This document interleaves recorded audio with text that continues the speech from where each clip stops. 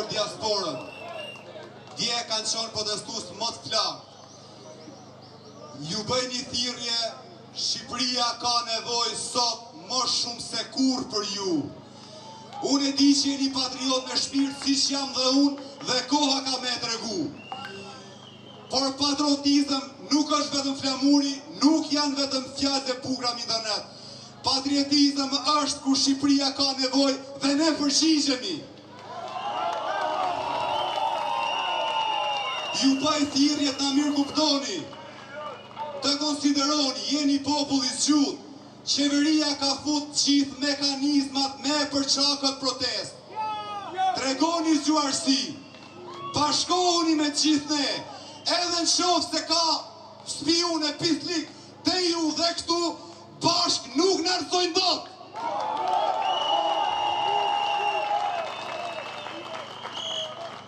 Edi Rama, ti ke thonë që nuk do japësh dorëheqjen derisa dush vetë.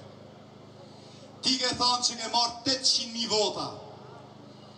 Zoti kryeministër, Vladimir Putin merr 75% votave. Zoti Putin, Xi Jinping, merr 80% votave. Zoti Edi Rama, Enver Hoxha ka marrë 99.7% votave, por është e çfarë?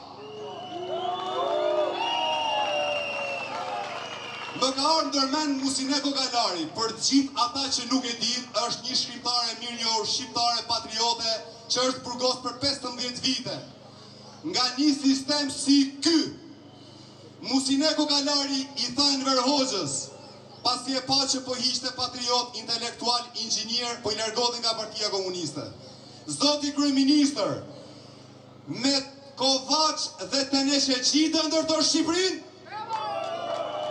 E si për ironi të fatit i lutem, mediave të fokusojnë pak fytyrën e kryeministit Edi Rama, ku ka si për ironi Teneçe dhe simbolet e Partisë Komuniste. Populli sot quhet Musineko Galari, sepse ne po e pyesim sot Edi Ramën. Me kë bëhet Shqipëria, zoti kryeministër? Me kryetar akademi shkencash që nuk dinë përdorin kompjuterin. Me kryetar akademi shkencash që akuzohen si djem të ekzekutorëve të Maksakrës Tivarit. Me kryetar akademi shkencash që thonë që Shqipë është 1400 vjetë sinkron me Serbinë, ndërkohë që institucionit e Zvicrës dhe të Amerikës thonë që është minimumi 6000 vjetë.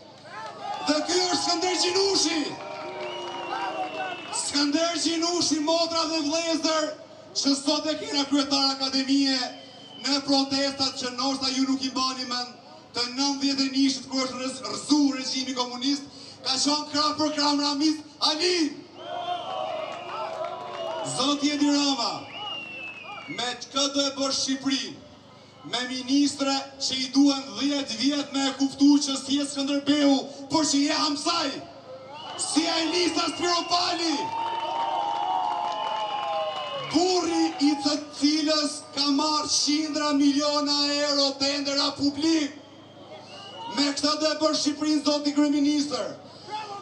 Apo me Pandeli Majkon, ushujzën e çdo partije sistemi qeverie nga Nathenishi dhe që akuzohet që ka 5 milion euro në kompani offshore Qipro. Apo, zoti kryeministër, do e bësh Shqipërinë me personat që ke fut me bërë reformën drejtësi, të cilën janë të akuzuar dosjet SPAK, si 134, 189, si Ulsimania.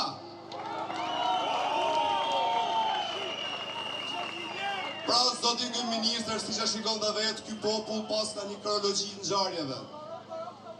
Ne të bëjmë thirrje të reflektosh, të bëjmë thirrje mos të derdhësh zhak këtë shesh, se çdo pikë gjaku që ka mundur këtu, të shkruhet te regjistri i historisë.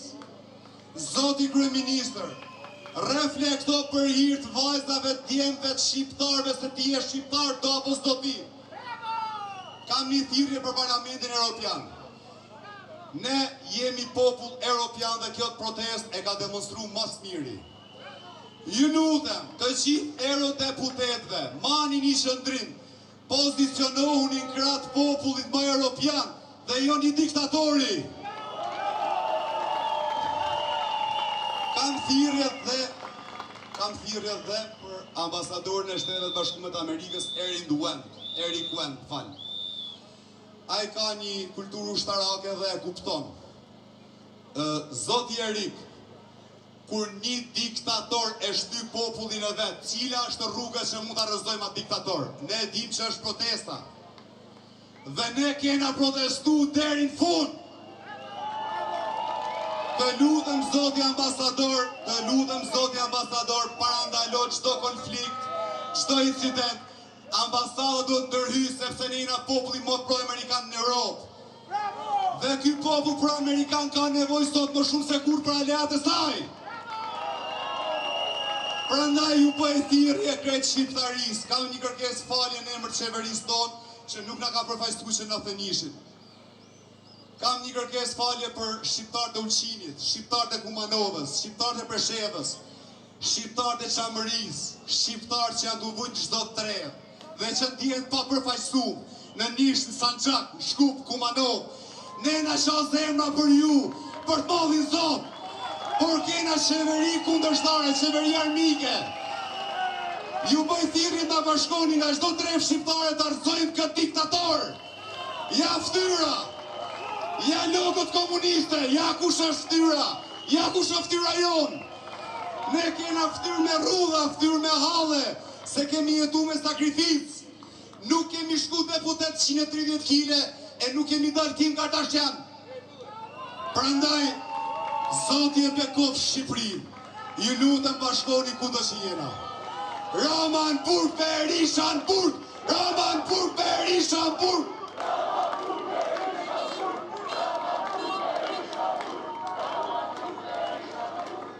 Mirëmbrëma të nderuar miq. Mirëmbrëma në veçanti diaspora. Që i treguat ti kryeministri që jemi të gjithë të bashkuar. Unë sot po flas Sinan me fëmijën e emigrim. Më falni se është emocion. Presim çdo natë telefonatat me mall. Presim atë dhimbjen e madhe kur vin fëmijët, kur ne i përcjellim për emigrim. Nuk e dim, a do kemi kohë të takojmë përsëri, a do jemi apo nuk do jemi. Ky kryeministri i çmendur që ne kemi, na i largoi fëmijët tan. I la prindrit vetëm këtu dhe pa pikën e turpit e thot, i keni lanë prindrit të vdesin të vetëm, po ti more i çmendur, ti i le prindrit vetëm. Ti ke lanë fëmijët të rrugëve të botës, sepse ti nuk jo dheni të ardhmen në këtë vend. E qitë rinia, faleminderit. E qitë rinia, po largohet sepse këtu nuk ka të ardhme. Ne kemi një rini të mrekullueshme, të mirë shkolluar. Ku janë sot fëmijët tanë? Ku janë djemt tuaj? Çfarë po ndodh me këtë vend? Ndaj një thirrje të madhe për gjithë rinin. Ktheuni në vendin tuaj, ta zhdukim këtë diktaturë që na ka helmuar, na është ngulur se ai pari keq që nuk dim ta zhdukim nga ky vend. E Shqipëri e madhe! E Shqipëri e madhe! Mos u dorëzoni nga përçarjet. Ktu po flet kryeministri, jo serb, jo grek, jo ku ta di unë se çfarë do të dalë nga situata. Po ta shikoni ai ka që kur ka filluar protesta, ka ikur nga memoria. Nuk e di se çfarë thot. Ai vuri Zegjinen në parlament, kujtoi se ne do mbani mendjen të shifrat e Zegjinës që nuk diti flasi dhe do merreshim me Zegjinen. Po edhe harroi që ky popull e ka mendjen në vend dhe sot nuk toleron më absolutisht asnjë njeri. Poshteni Rama në burg meriton. Erion Velia e në ken, prita Ramën se po të vjen. Melita Balluku në burg. Ku është drejtësia? Po të kishim bërë një nga ju, një gabim më të vogël, sikur një vjedhje të vogël, do ishit të gjithë në burg, kurse zonja Belinda nuk shkon në burg që ka vjedhur miliardat. Mëre nuk e di, jam shumë kurioze të di, a mendojnë që edhe këta do vdesin një ditë, apo kujtojnë se do jetojnë 1000 vjet. Jo, mërë jo, 2 metër dhe mati kur vdisni ju s'do ketë as vend se s'keni lënë më vende. Po është një turp shumë i madh. Andaj të gjithë shqiptarëve, unë ju bëj thirrje të bashkoheni sa më shumë dhe të mos shpërbëhet kjo protestë. Shqipëria është e shqiptarëve, vdekje tradhtarëve.